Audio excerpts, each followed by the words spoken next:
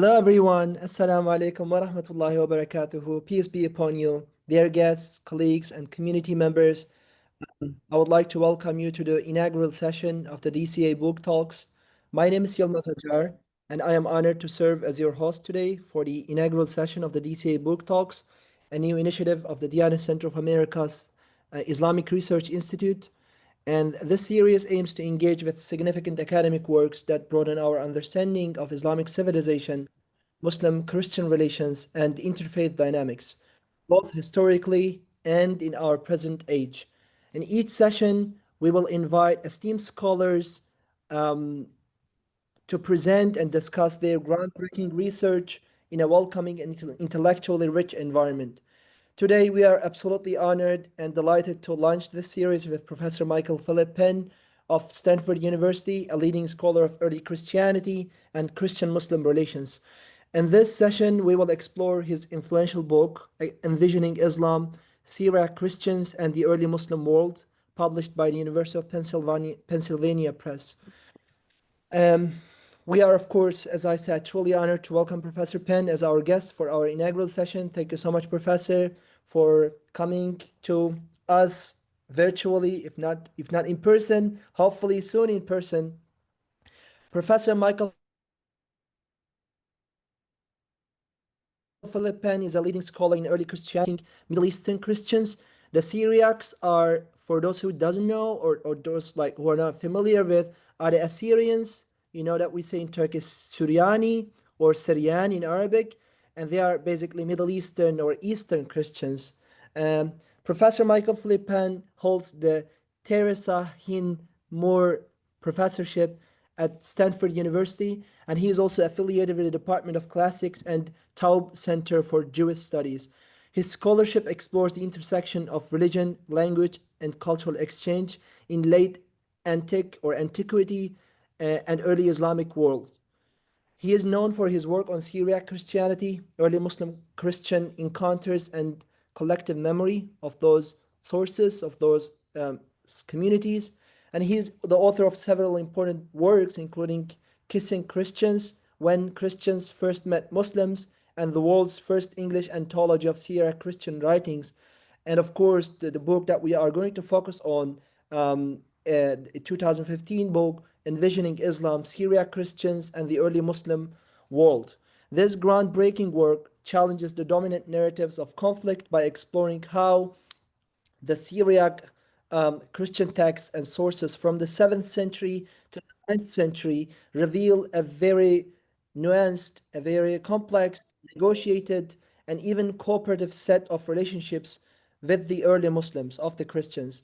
In Envisioning Islam, Professor Penn, he examines over 60 Syriac Christian texts, including theological treatises, hagiographies, poetry, apocalyptic sources, to explore how the Christians living under early Muslim rule perceived Islam and how they thought about Prophet Muhammad, peace be upon him, and how they make sense of the rapidly changing world around them, including the Muslim conquests of the Levant region, of the Mesopotamia region.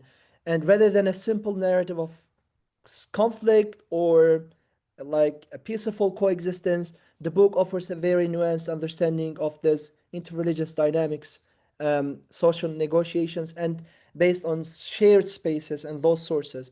Um, it is a must-read book for everyone, for those who didn't read it, and for those who are interested in early Islamic period, Christian-Muslim relations, and broader Islamic civilization or Islamicate civilization, as some authors and historians use the term. So without further delay, I'm excited to invite Professor Penn to present the central insight of this remarkable book. And this first part of this session and in coming sessions, we will have approximately 30 minutes to listen from the authors of the books, and we will open the floor for discussion and questions later on. Thank you so much, Professor. Please, the stage is yours. Oh, thank you. Thank you for such a kind introduction. As mentioned, I am a historian of Eastern Christianity with a particular focus on early Christian-Muslim relations for a very pragmatic reason, and that's as follows. If history matters, and recognize as a professional historian, I have some skin in this game. But if history matters, then getting right the history of the first encounters of what will eventually become the world's two largest religions really matters. The problem is, I kind of think we got it wrong. And so over the next 30 minutes, with the help of a shared screen and some images, I want to put forward the reasons that I feel we have our basic understanding of early Christian Muslim relations a little bit off. And what are some of the ways that we are able to fix that? So I'm hoping people can see the shared screen. And I'm going to do one last thing, which is simply get rid of myself so you're able to see the screen. And can I just have a quick thumbs up? Are people seeing this shared screen? Not Yes or no? yet, Professor. Not yet. Yes, you are? Great. Let me just make sure. Yeah, right now, yes. Okay, fantastic. Good. So when folks think about early Christianity, and I recognize that that might not always be top of your to-do list, but when folks think of early Christianity, their thoughts usually fall within the confines of this map. That is, early Christianity is seen as a religion of the Mediterranean basin, whose geographic spread corresponds to the Roman Empire, and whose literature was written in Greek and Latin. Now, although this is a fairly good representation of the study of early Christianity, it's actually a really poor representation of early Christians themselves. For as the second map illustrates, early Christians didn't live just in the Mediterranean basin, nor dwell solely in the Roman Empire, nor did they write solely in Greek and Latin. A large number of them lived in ancient Mesopotamia, what would be modern-day Iran, Iraq, Syria, Lebanon, Eastern Turkey. In general, these Christians didn't write in Greek and Latin, but in a dialect of Aramaic that you heard a bit about before called Syriac. Now, focusing on this almost lost branch of Christianity has profound implications for understanding of early Christian Muslim relations, and here too, let me explain. As you likely know, soon after the prophet's death around 632 AD or CE, there was a dramatic military expansion known as the Islamic conquests. In just a few years, Muslim forces take over the entire Persian Empire and two-thirds of the Eastern Roman or Byzantine Empire. In the Western Mediterranean basin, they will soon control all of North Africa, Spain, and are only turned back in France. In a nutshell, that's often the received story of Christian-Muslim interactions. It's a story of unrelenting military conflict, beginning with the Islamic conquests, ending with the 15th century siege of Constantinople, now modern-day Istanbul, with a few crusades thrown in for good measure. Now, there's nothing entirely inaccurate about this narrative. The problem is simply that it's a small part of a much larger story, but it's usually depicted as the entirety of that story. That is, if you stick to the most commonly studied languages of early Christianity, that is, Greek and Latin sources, you might end up building your history of Christian reactions to Islam primarily on the writings of Christians who chiefly were in military conflict with Muslims. But members of the Syriac churches of the Middle East had a very different experience of Islam than did most Greek and Latin Christians. For them, military encounters were over in just a few years. By the 640s CE, they were firmly within the Islamic Empire. And in the Islamic Empire, Syriac Christians held key governmental posts, attended the caliph's court in Baghdad, collaborated with Muslim scholars to translate Greek science and philosophy into Arabic, accompanied Muslim leaders on their campaigns against the Byzantines, and helped fund monasteries through donations from Muslims. including money from the Caliph himself. That is, Syriac Christians ate with Muslims, married Muslims, bequeathed estates to Muslim heirs, taught Muslim children, and were soldiers in Islamic armies. And so, what I want to ask is how the history of Christianity's relationship with Islam changes. If instead of relying on the writings of Christians who often met Muslims on the battlefield, one instead focuses upon these Syriac Christians who inhabited a world where they had daily interactions with Muslims and a much more direct knowledge of Islam than did most Western Christians. Now, there are over 50 early Syriac documents concerning Islam. For the obvious reason of time constraints today, I want to focus only on 5. I chose these 5 sources, which I've nicknamed the family Bible, the doomsayer, the lawmaker, the diplomat, and the storyteller, because they illustrate the diversity of early Christian perspectives on Islam, which I find to be one of the most important antidotes to a myth of continuous, unrelenting civilization clash between Christians and Muslims. So let's begin with the earliest, in some ways the most dramatic, and certainly the ugliest image of today's presentation. So in London today, there's a manuscript now called British Library 1446. It is a beautiful 6th century biblical book. But today we're not going to focus on the pretty parts of this book. For in the 7th century, this codex functioned somewhat analogous to a modern family Bible. That is, just as in the present day with many printed Bibles, there begins an extra page or two, which folks often use to include personal information like marriages, baptisms, and so forth. This is also true of early Christian biblical manuscripts. That is, this manuscript originally had a blank page at the front of the Bible. And in 637 CE, just a few years after the prophet's death, a Syriac writer used this extra space to compose an eyewitness report to the Islamic conquests. The result is the earliest surviving text about Islam. But like most ancient books, at some point, this codex lost its cover. And as this picture illustrates, the note is very poorly preserved. When I was at the British Library the other summer, the library helped me analyze this document using a technology known as multispectral imaging. As you can see from this composite image, the results are a little bit clearer than just using natural light. So to the help with image processing algorithms that were originally developed to analyze the spotting patterns of frog skin, I'm not making that up, you're able to see some additional details.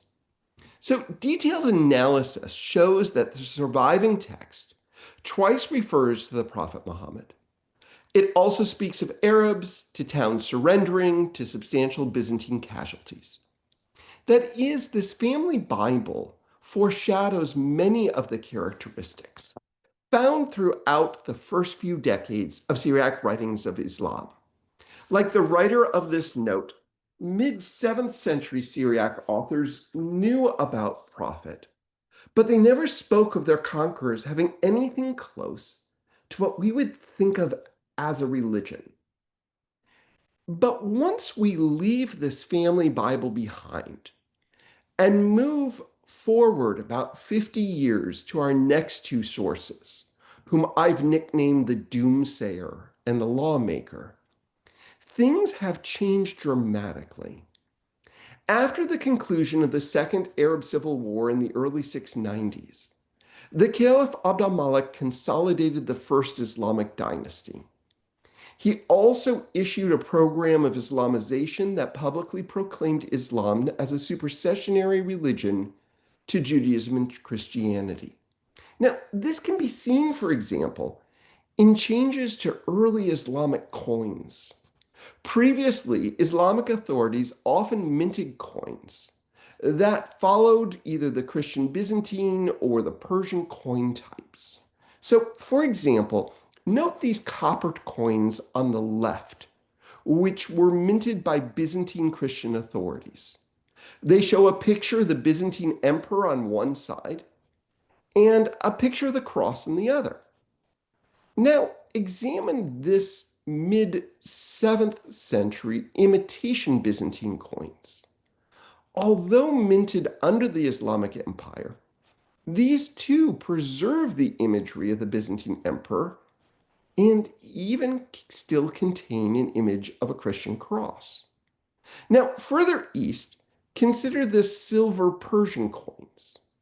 The Persian King of Kings is on the front, a Zoroastrian fire temple on the back. And on the right are imitations of the Persian coins that look almost identical. And though minted by Islamic authorities decades later, they still preserve not only the fire temple, but also the regnal year of the last Persian emperor. But in the 690s, the Caliph Abd al-Malik began to change the coinage. So, for example, Byzantine imitation coins now remove the crossbar. So what originally was a cross now looks like a slightly less offensive pole. A few years later, the Caliph began to briefly put a picture of himself on the coin, as opposed to the Byzantine emperor. But in the 690s, Abd al-Malik replaces all iconographic imagery with Arabic writing. And as a result, every time someone looked even at the coins in their purse, they saw evidence that a substantial change in the religious and political environment was afoot. Now, in the 690s, Abd al-Malik also built the monumental Dome with a Rock in Jerusalem. This also included inscribed anti-Trinitarian statements. Now, these sort of developments drove early Syriac Christian writers bonkers. You see, in the early 7th century, the Islamic conquests were simply one in a series of military interventions in the Middle East. In the first 4 decades of the 7th century, their land had changed hands 4 times. There was little reason to suggest that the Arabs' control of this area would be any longer lasting than their predecessors. The Arabs certainly weren't going to be around long enough for Christians to worry much about their religion. And yet now in the 690s, suddenly everything pointed to a much different, much more religiously inflected, and potentially much longer lasting situation. It was now at this point, at the end of the 7th century, that in the eyes and from the perspective of Syriac Christians, Muslims essentially got religion. That is, they're being depicted now as having their own religious traditions. Now, because of this moment's import, we're going to linger here just a bit and look at 2 late 7th century Syriac writers. The first, whom I've nicknamed the Doomsayer, is more commonly known as Pseudo-Methodius, most likely in reaction to the events of the early 690s. An anonymous Syriac Christian wrote a series of visions that he falsely attributed to the 4th century Christian martyr named Methodius. Now, quickly translated into Greek, Armenian, Slavonic, and Latin, it essentially became an international bestseller. But despite its popularity, this is far from an uplifting text. To get a quick overview of its content, peruse this colorful word cloud that indicates frequency of a given word in Pseudo-Methodius by its font size. The more common word, the larger the font. Note prevalence of terms such as devastated, chastisement, destruction, You can understand most of this text simply by looking at a word count. Within the text itself, the doomsayer predicted that what he calls the sons of Ishmael would wage war against the Byzantines, destroy the Persians, decimate the Christians, and cause many Christians to deny their faith. But Pseudo-Methodius emphasized that despite all the evidence to the contrary, Muslims would not remain for long. They were simply God's tool to chastise Christians, to separate the truly faithful Christians from the unfaithful. According to this anonymous author, any day now, God will raise up the last king of the Greeks who would defeat the Muslims, ushering in a brief period of unparalleled peace before the world's imminent end. But when it became clear to these Christians that the world wasn't going to end anytime soon, these sort of apocalyptic hopes quickly fizzled. Syriac Christians realized they had to deal with their Muslim neighbors who were not going to go away. Contemporary writings, that is from the late 7th and early 8th century, show how Christians negotiate this increasingly pluralistic environment. But one of the other things that most interests me about these sets of documents is they also show an ongoing debate between those who wanted to shore up religious distinctions and other folks who were less concerned with a very clear divide between the Christian church and the Muslim Ummah. So consider the third author we'll look at today, the one I nicknamed the lawmaker, more commonly known by his own name, Jacob of Edessa. Now, ordained bishop in 684 CE, Jacob gained a reputation for being a stickler of church regulations. And Jacob's writings reflect, however imperfectly, a messy world, however, in which people and objects frequently cross religious boundaries. So consider the following case. Jacob's friend asks him what he should do with a Christian woman who's married to a Muslim husband when the husband threatens to kill a Christian priest if the priest doesn't give the Muslim's Christian wife the Eucharist. Try to keep that one straight. That is, here the lawmaker is clearly witnessing on the ground blurring between these communities. He presents a story about intermarriage and even more challenging to modern notions of clear religious boundaries. A Muslim clearly invested in making sure that his wife receives the Christian Eucharist. In another letter, the lawmaker states that when in Christian Byzantine territory, some Muslims had stolen the Eucharist, that is, Christian ritual elements. But once they returned back to the Islamic Empire, they felt so badly about their theft that they brought the pilfered elements to Jacob, who in turn sends them to the nearest Byzantine church.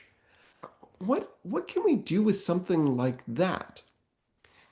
And then to make things more complicated, we can add in other decisions, such as Jacob saying that you need to close the church doors prior to the Eucharist so that Muslims might not enter and mingle with believers, or discussions about whether the leader of a Christian monastery can accept a dinner invitation by a Muslim ruler, or Jacob encouraging priests to accept hire as teachers to Muslim children. A ruling that a priest can exorcise a demon-possessed Muslim and even use a mixture of holy water and Christian relics to perform such healings. This intermingling becomes so prevalent that the lawmaker must even rule that a cloth embroidered with Muslim confession of faith could not be reused as a Christian altar covering. Now, this fuzziness between religious boundaries, however, did not end in the 7th century. And so, as our fourth source, I want us to consider the diplomat, a person better known by his name Timothy the First. As the head of the East Syriac Church from 780 to 823 CE, Timothy has left us 59 letters that detail his leadership of the Middle Ages' largest church that extended throughout the modern Middle East into Tibet, through Afghanistan, down into India, and all the way into China.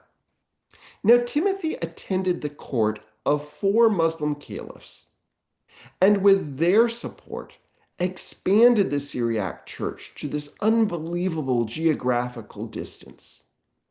The diplomat was also personally commissioned by the Caliph al-Mahdi to translate Aristotle into Arabic, and even once accompanied the Caliph on a military campaign against Byzantine Christians. In a lengthy letter in which he recounts an audience he had with the Caliph, Timothy shares his own thoughts about the Prophet Muhammad. He writes, "Muhammad is worthy of all praise from all rational people. For he walked on the road of the prophets. He journeyed on the path of the lovers of God. For if all the prophets taught about one God, and Muhammad taught about one God, it's evident that Muhammad also walked on the path of the prophets." Now, this is a good example of realpolitik, but the diplomat remained uncompromising on what for him was one crucial issue. From his perspective, however much he may have walked on the path of the prophets, Timothy himself believed that Muhammad was not a prophet. And using his fluency in Arabic, the diplomat even cites a number of Quranic passages to try to present that Muhammad himself actually believed that Jesus was Christ the Messiah. For example, Timothy quotes verses in the Quran that use the first person plural to speak of God. According to Timothy, these we passages are actually references to God and Christ. So too, Timothy correctly points out that several Quranic surahs begin with a series of mystical, untranslatable letters. He incorrectly states that these always appear in groups of 3 to make the claim that they are secret references to the Christian Trinity. Now, for most of us, these arguments are not particularly persuasive, but they do illustrate an amazing degree of cultural intermingling that a model of unending conflict between Christians and Muslims simply could not explain. Here's a Christian patriarch living in Baghdad who heads a church that stretches from Turkey to Tibet and receives funding from the leader of the Islamic Empire. When not translating Aristotle for the caliph, Timothy apparently uses his copious amounts of free time to read the Quran in Arabic. Now, a few decades after the diplomat's death, appears the final author we'll look at today, whom I've nicknamed the storyteller. Around the year 860 CE, a bishop known as Thomas of Marga decided to write the world's longest alumni newsletter. That is, Thomas compiled thousands of stories celebrating the miraculous deeds of graduates from his home monastery. Amid the storyteller's numerous tales, which contain teleporting trees, a temporarily resurrected dog, and a petrified dragon, appear about a dozen Muslim characters. These individuals reveal important information for how a mid-9th century Christian bishop might depict Islam to his readership. So consider the example of Thomas's story of a Christian leader named Mar Syriacus, who took control of Thomas's monastery just as it was going bankrupt. Now, according to the story, no one knew how Mar Syriacus would pay off the monastery's debt until a generous Muslim arrived on the scene. This Muslim was the ideal candidate to bail out the monastery. According to the storyteller, this person's faith was, quote, close to ours. He had made previous donations to the monastery. He was rich. And best of all for the storyteller, his only son was suffering from a fatal disease.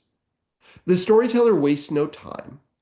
By the chapter's fourth sentence, the Muslim had a vision of Mar Syriacus, who soon will send holy water to the Muslim's son, who drinks it, and according to the story, is instantly healed. The Muslim immediately pays off the monastery's debt, and for good measure, donates an additional 2,000 zuzah to the monastery. Thomas relentlessly moves on to the next story. We, however, might wish to pause for a moment and ask, does such a man fit comfortably within our own definition of a Muslim? That is, few 20th century Christians or Muslims would anticipate a Muslim funding Christian religious institutions, consulting Christian clergy for spiritual aid, or using Christian holy water. But as the storyteller's other stories attest, such a character was quite at home in the 9th century. Also consider Thomas's story of a Christian holy man exorcising a Muslim woman possessed by Arabic-speaking demons, a Muslim fisherman calling upon the name of a Christian saint to help fill nets with fish, or a Christian congregation that confessed Christ to be merely a human being, just like one of the other prophets. So, with the help of a family Bible, the doomsayer, the lawmaker, the diplomat, storyteller, we've traversed 2 centuries of Christian reactions to Islam in a little less than 30 minutes. Even when limiting ourselves to only 5 sources, we encountered an amazingly diverse and complex set of reactions to the rise of Islam. How much more if we increased our sample size? So, for example, consider adding the Ganesha fragment, the tale of a group of demon-possessed monks who were successfully exorcised by a Muslim governor who was wielding a splinter of Jesus' true cross. Or the Syriac text, The History of Rabban Hormizd, where a temporarily resurrected prostitute and a magically talking baby helped convince a Muslim governor to convert to Christianity. What about the letters of Ishaq III, documenting Muslim support for Christian monasteries? Or the Chronicle of 724, where a Christian scribe refers to Muhammad as God's messenger? Then add the Syriac Bahira legend that lampoons the prophet in the Quran. Or consider To the Ruler of the World that represents a template for how to write a polite letter to a Muslim governor. Or On the Entrance Before a New Emir that instructs you how to pray for him. Compare to the Chronicle of Zuqnim, which presents a seemingly endless list of alleged atrocities suffered under Muslim ruler, but whose biggest complaint is that corrupt government officials are equally mean to fellow Muslims, so the author can't claim a religious persecution of Christians and hence new martyrs. Or consider 9th century canon law against congregation members who become circumcised like Muslims, but want to be considered Christians. Now, this incredible diversity of Syriac discussions of Muslims, ranging from overtly antagonistic to downright friendly, makes it very difficult to construct an easy to summarize presentation. but it makes it very easy to contest any depiction of a uniform, monolithic Christian reaction to Islam. Even more challenging to reductionist models of interreligious encounter is the amorphous nature of what we call Islam, as we've often seen, even among five sources today. Syriac texts constantly suggest that in the first centuries after the prophet's death, there was much greater overlap, at least on the ground, between the categories Christian and Muslim than is commonly acknowledged. Now, for those who study the history of interreligious encounters, this shouldn't be surprising. Nevertheless, in recent years, the increasing dominance of a conflict model of Christian Muslim relations has effectively drowned out most other voices. And it's here where I find these Syriac sources so valuable. By expanding our perspective, they show that for centuries, Christianity and Islam exhibited way too much permeability, interdependence, and convergence to be defined as firmly bound independent entities, say the least, to be seen as inevitably clashing civilizations. So thank you so much for making it through the presentation. And I look forward to kind of a more interactive discussion of these topics for any questions or comments you might have. Thank you so much. Thank you so much, Professor Penn, for that rich and thought-provoking presentation that we learned through this five main sources. Not all the sources, as you said, because if we were to look at all the sources, it will take a lot of time. But these five sources were pretty enough for us to show, to make us understand and realize the diversity of this relationship between the Muslim and Christian communities. That actually challenges the conventional narrative about the early Muslim Christian relations that is mainly defined by conflict. And this presentation actually reminded me that how we, including historians, specialists, and non-specialists, tend to think of the history based on the present days. Like we tend to imagine the historical relationship based on the conflicts that we have right now, that based on the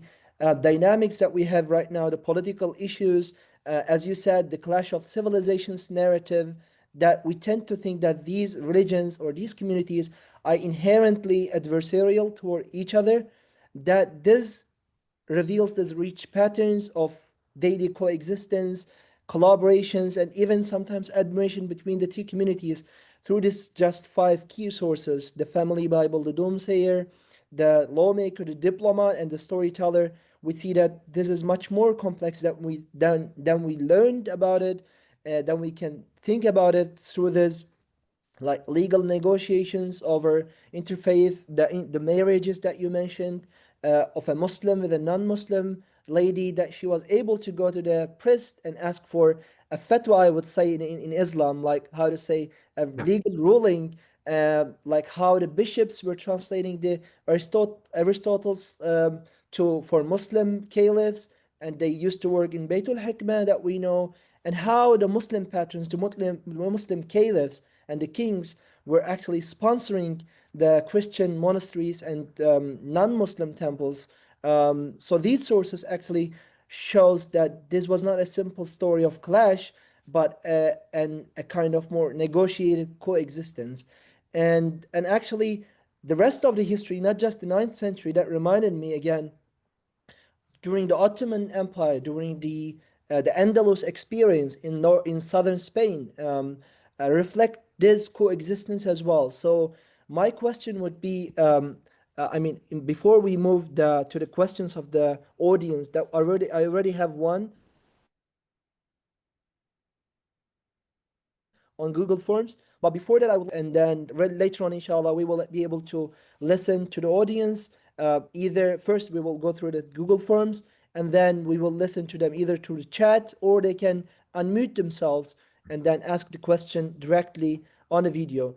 To me, this as a person who read the book, who wrote a review about it. Luckily, I don't know if I did it good or not, You did but I great. think that came to my mind that why this initial inclusivity, to say like in Fred Donner's term, this early believers movement um, was absent in mainstream Islamic texts. Because when I read Tabari, when I read Baladhuri, when I read Islamic historians, I don't see this coexistence between the Muslims and Christians most of the time. Because mainly because those books are based and focused on conquests. They are called maghazi, which is Yeah. mainly like centered on conquest, which is very, how to say, I don't know. It is not like, it's not about like daily experiences. It's mainly about conquest. So, but I would still wonder why we don't see this narrative, this coexistence in mainstream Islamic historians, in mainstream Islamic sources, and also if we have something similar in Judaic sources, like if the Mhm. Muslims, because they share the same spaces in with the Jews in Jerusalem, in Quds, and in other regions, if there were similar experiences. I know this is beyond the scope of the book, but No, no, but they're we great would love to questions. hear about that as well. Great. So, a few different initial reactions to those excellent questions. One thing that is challenging for my colleagues who specialize in early Islamic history is that during the Umayyad period, that is before the year 750 CE, there there are not a lot of surviving sources that we can securely date to that time period. Once you get to the Abbasid Caliphate, starting in 750, then you have these plethora of authors like the list that you gave. But what it means is in the same way that, as you mentioned, we read the past history through our own experience. So too in the 8th and ninth century, these authors are emphasizing parts of the 7th century that correspond better to their own experience. And if a scholar like Fred Donner is correct, and in the middle of the 7th century, the boundaries between what we call Islam and Christianity are incredibly, incredibly fuzzy. For these later authors, that's not the experience that they're having. And it certainly isn't the experience that they necessarily want to be advocating. This is similar with the Christian sources, that when I read sources written by Christian theologians in the Syriac tradition, they generally want there to be very strong divisions between who is Christian and who is Muslim.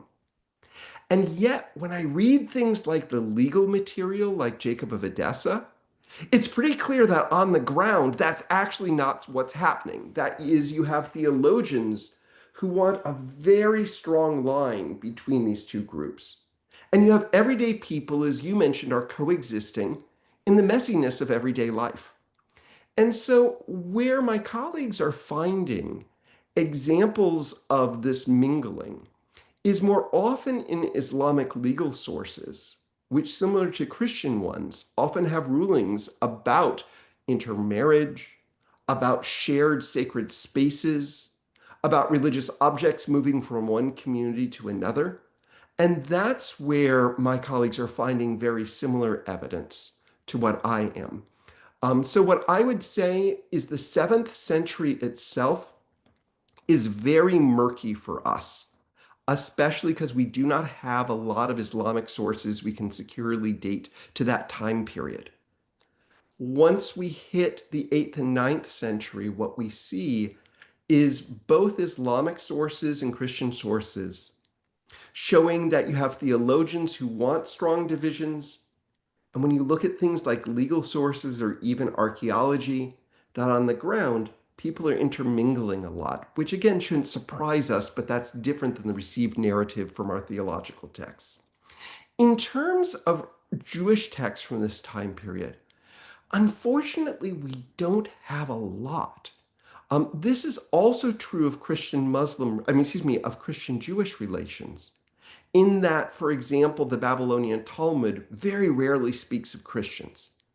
And so there are a few, In the 7th century, like their Christian ones, they're very apocalyptic, thinking the Islamic conquests are an harbinger for the end of the world. But they also, as I said, are not focusing as much on the everyday experience, which is why I found the Syriac sources to be particularly rich. Forgive, that was an overly long answer, but you had three really great questions woven together in that. And so that's kind of my initial response to them. Thank you so much. Thank you so much. Because I tend to think that because as a person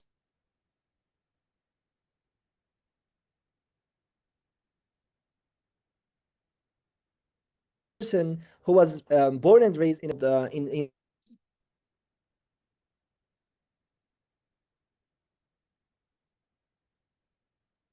in Syriac sources, I tend to believe that Muslims and Christians, until the modern days, 19th century, until the rise of nationalism, they used to share the same spaces. They had that sense of coexistence, because we just have a village next to our village, which is a Syriac village, Yeah. So I was very interested in this, and when I found this book, I was very happy to learn about that the early Islamic experience was something similar as well. So without taking your time longer, I would like to move to the question that is coming from the Google Forms, and then we will open the stage for our audience here in the Zoom. So the question that came through Google Forms through the registration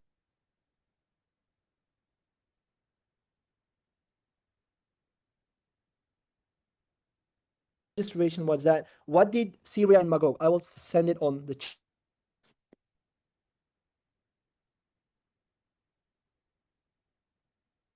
chat for questions and reflections from our audience, either through the chat box, or if they are joining us through Zoom, they can unmute themselves, raise their hand, unmute themselves, and then ask any question that they want.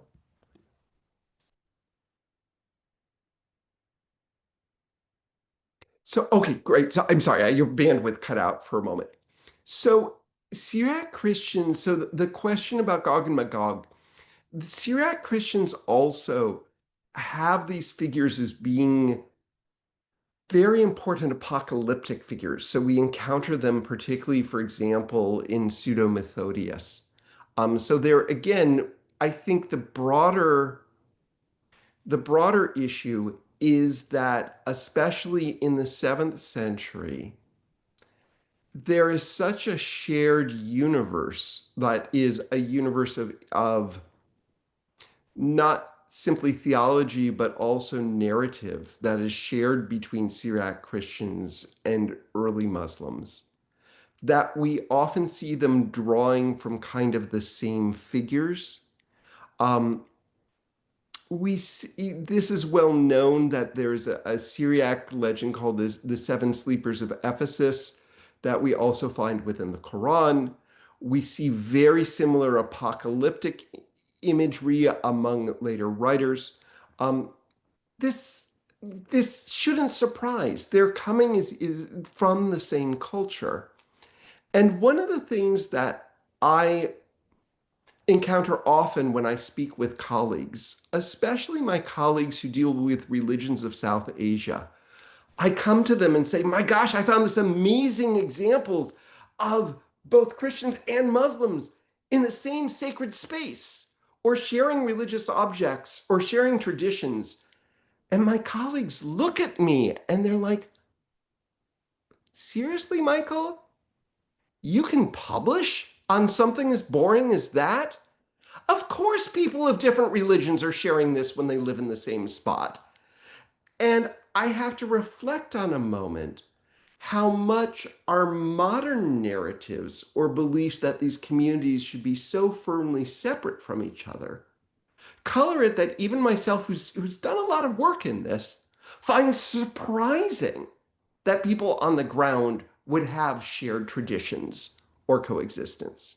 At the same time, the other part of the Syriac sources that I think also has to be acknowledged is that it isn't always what I call kumbaya. That is, it's not always that Christians and Muslims are perfectly getting along as this model of interfaith encounter. You'll remember that some of those five authors I shared, someone like like Pseudo Methodius, the doomsayer, has incredibly anti-Muslim statements. And so the other thing that I find the Syriac sources useful for is to suggest that there's this entire continuum of Christian reactions to the Muslim encounters, from some folks like Pseudo Methodius who are incredibly antagonistic to others that are kind of downright friendly. And when we look at shared traditions about things like Gog and Magog, it also tells us that they're all in a shared environment in terms of kind of the intellectual and religious milieu out of which they're devising some of their traditions that occasionally overlap and occasionally diverge. That was not the simplest answer, in part because I'm trying to reflect the messiness of this world, because often we try to simplify it either into a narrative of Christians and Muslims in this time period always got together and were perfectly harmonious, or more often it's depicted as they've been entirely antagonistic from the beginning. And what I love about these sources is that they confuse either of those narratives. Thank you so much, Professor. Now I would like to open the stage for our audience to ask their questions through the chat box, or raise their hand and unmute themselves and ask the question verbally here.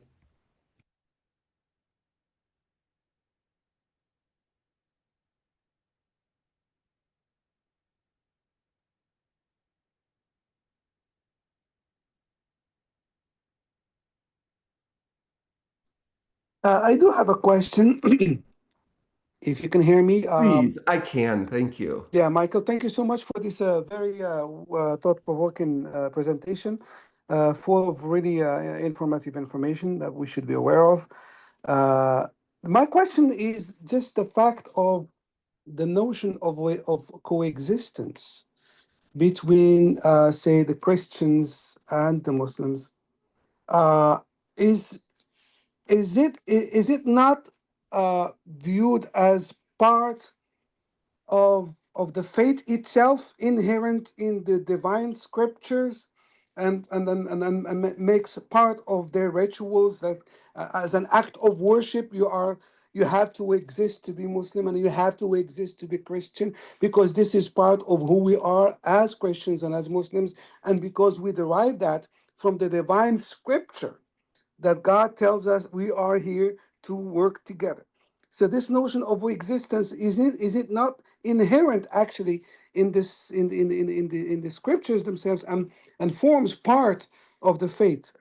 Just one little side, notion here, or example, so to speak, is during the first migration, when the Prophet Muhammad, right, was subject to persecution, because he brought a new faith, and people were not happy with that. So the people in his tribe, they really persecuted his people, and then they put them into hardship because they weren't considered them as apostate.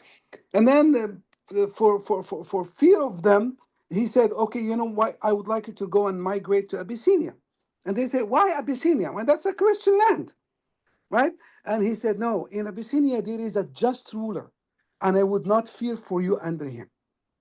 So and then they said, yes, we obey because he's the prophet. So it's part of the faith to be to coexist. So this notion that it's become somehow it's something new, that coexistence is cultural, or sometimes creates a conflict in the mind, as well. You're a Christian, you're supposed to exist because it's part of the faith. You're a Muslim, you're supposed to exist because it's in your scripture, it's in the Quran. The prophet did practice that as well. So it's part of the faith to really coexist. So what do you think about this?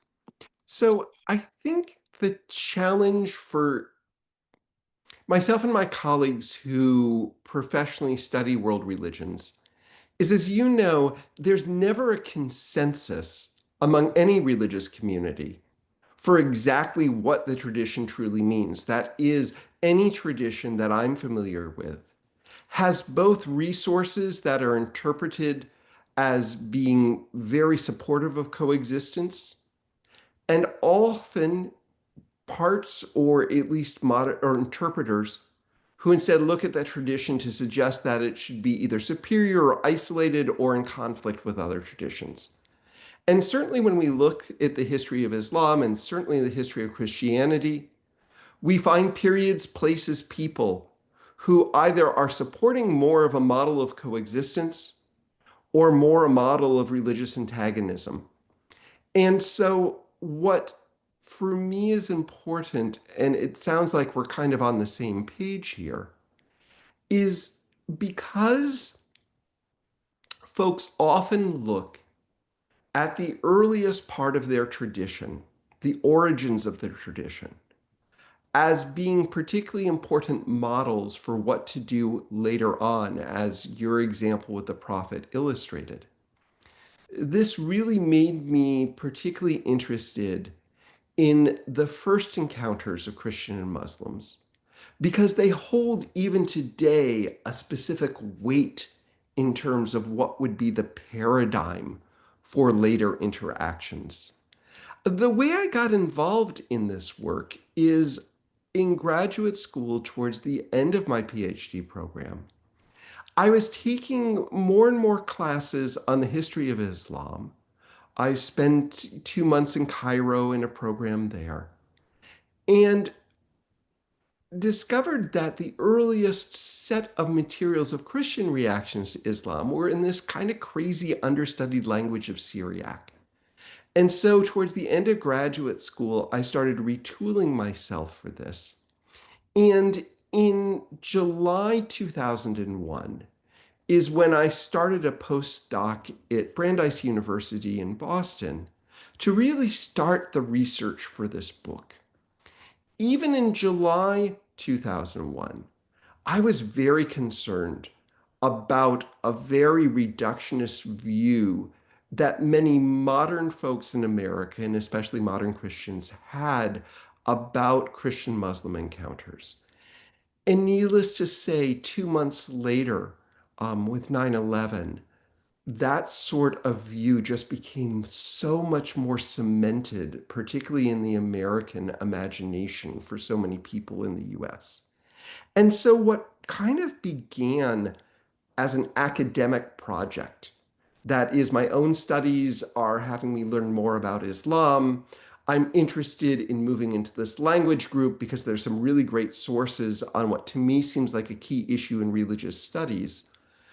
All of a sudden, seem to have much more real world import than I initially presupposed. Because going back to what you were saying, there seems to be this ongoing battle, both in the ancient world and in our own, on whether people of faith are pulling from their faith tradition in order to support issues of coexistence, or are interpreting their faith tradition to go in just the opposite direction. So forgive me, that was a bit of a biography of how this project kind of came together, but I think it intersects very well with the points that you were making. Yeah, thank you so much. Thank you so much, Professor. Just a short reflection that you said um, there are different interpretations of different like schools of thought within that tradition, within that religion, that actually I don't want to say control, but lead or how to say put it in a context of that interpretation of that either coexistence or conflictual. So even if we find that in Christianity, in Judaism, in Islam, there is a ground for coexistence, but still we see the conflicts around the world. We see that certain communities use this as a religious justification, for those conflictual relationships that we unfortunately see today. That was a very timely and meaningful contribution to our discussion. Thank you so much, Brother Yusuf, for the question.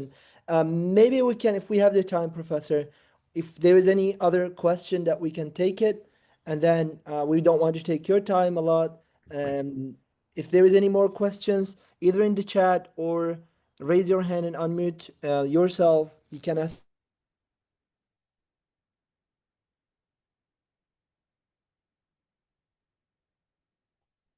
it before we close this session, the first session of the book talks.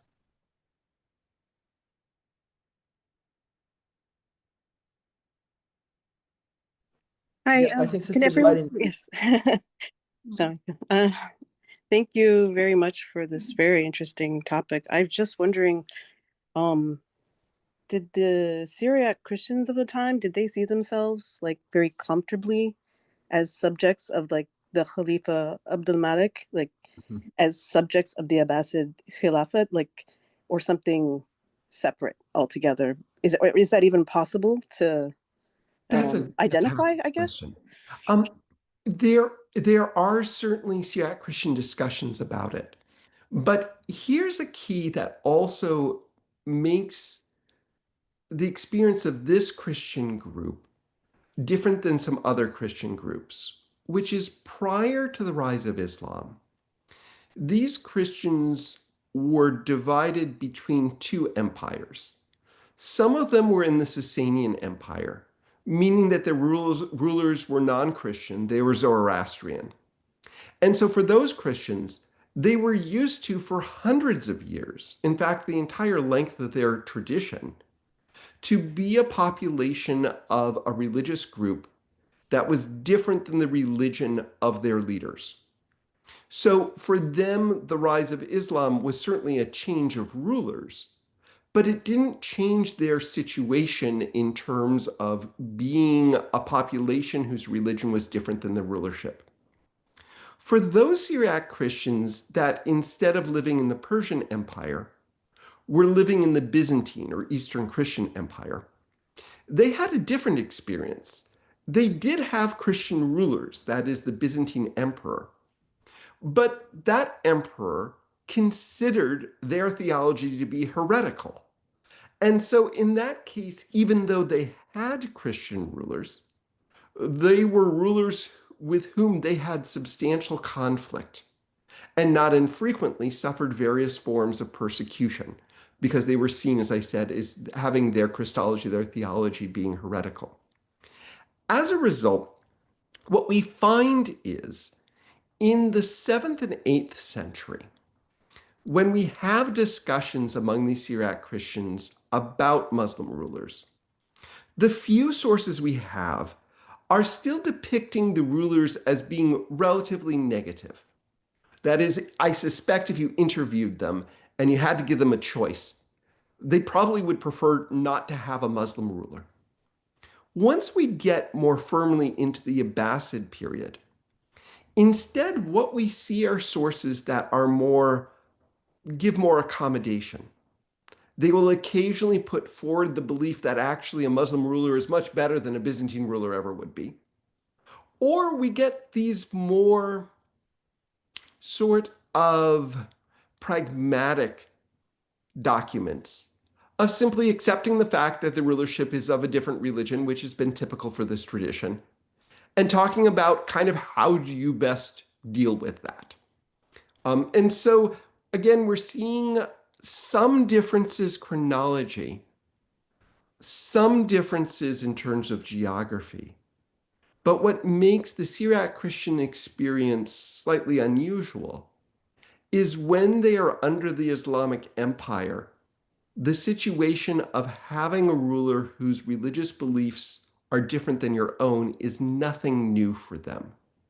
It is simply that that ruler isn't a Zoroastrian ruler. It's not a ruler who is Christian but considers you to be heretical. Rather, is an Islamic ruler. And so that's kind of the dynamic that they explore. Thank you very much. Thank you. Thank you so much, Professor. Even we know that through your book, as far as I remember, there were some Syriac Christian intellectuals and I don't want to say statesmen, but intellectuals accompanying the Muslim rulers on the campaigns against the Byzantines. So Yeah. of course there is that though it may not represent the whole experience, Fine. there were like certain cases like that a Christian Syriac Christian intellectual accompanying the Muslim ruler against the Byzantines, and maybe because it is because of that experience of having rulers with different religions, plus of the internal divisions within the Christianity, either religious or political, both of this, that they were present in that time. Before we close this session, should we give any other question, any others, like how to say time do we have, Professor? Sure. If there are any other questions, I'm happy to address them. Yeah, and I would like it to be like we would like it to be the final question before we close the session. So if there is any question that you have, either in the chat or you can unmute yourself and ask.